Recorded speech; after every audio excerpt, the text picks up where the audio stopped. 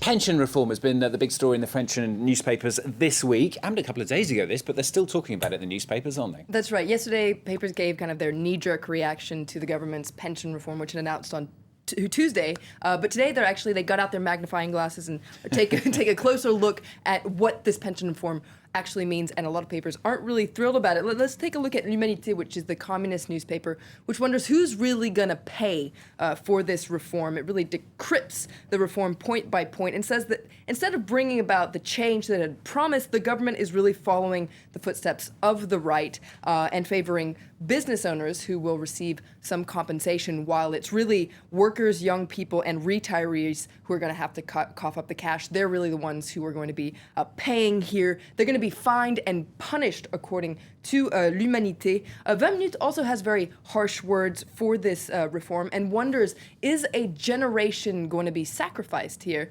Because those who are really going to feel the bite, according to 20 Minutes, are young people. And they're also the ones who face very high unemployment here in France, specifically people born after 1972. So people like me, we're going to be the ones that are going to be paying for this pension reform. 20 Minutes and other critics talk about a generational holdup, basically pushing the problem off and making the next generation, so my generation, bear the brunt of this reform. Poor old Flo. No workers then upset about the reform. Business owners as well, though. That's right. That's on the front page of Les Echos, the business daily, which says that business owners are exasperated. They say that it's actually employers who are going to have to be paying for this reform. They're going to be punished, and this will have negative effects on France's competitiveness, according to them. Now, Le Figaro says that you better buckle your seatbelt because this is just the beginning. France has not seen the end of pension reforms. And why is that? Well, it's because so far the government has failed to really fix the real structural problems of France's pension system.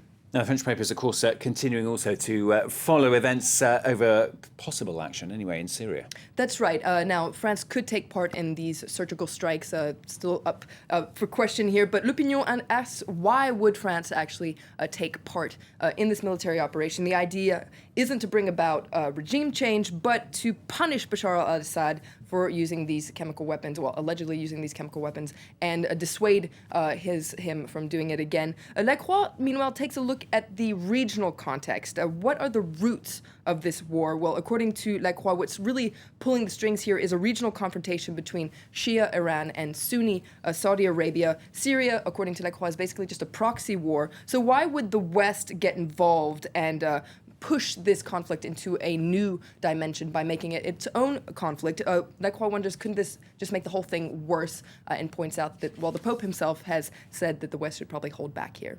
And a lot of the papers talking about the risks, aren't they? That's right. The risky war is on the front page of a lot of papers, like Le Figaro. It talks about this, very risky, punitive military operation, and points out that the French public is very divided about this. Here's a poll you can see here. 55% of French people would be favorable to some sort of military intervention, but only 41% would be favorable to France taking part in any kind of military operation. So you see quite divided there. Le Parisien also talks about a high-risk operation, and they have an interview with Ahmad Jarba, so the president of the National Coalition for Syrian Revolutionary and Opposition Forces. Now, he is the poster child of the rebellion, and he'll be meeting with French President François Hollande today. He hopes that France will go ahead and take part in this kind of military operation, and also he hopes that these Western countries would provide the Syrian army with political and military aid. Now, Flo, you're never late, are you? Well, I try not to be. I think you were once. Rota mix-up.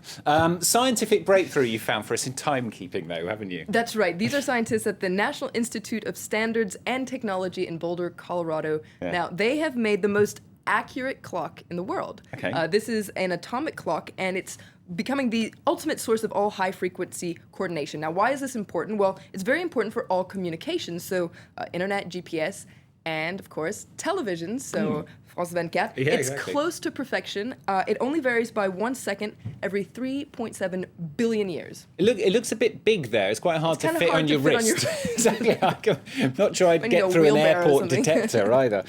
All right, Flo, thanks a lot. Flo with the French newspapers here on France 24.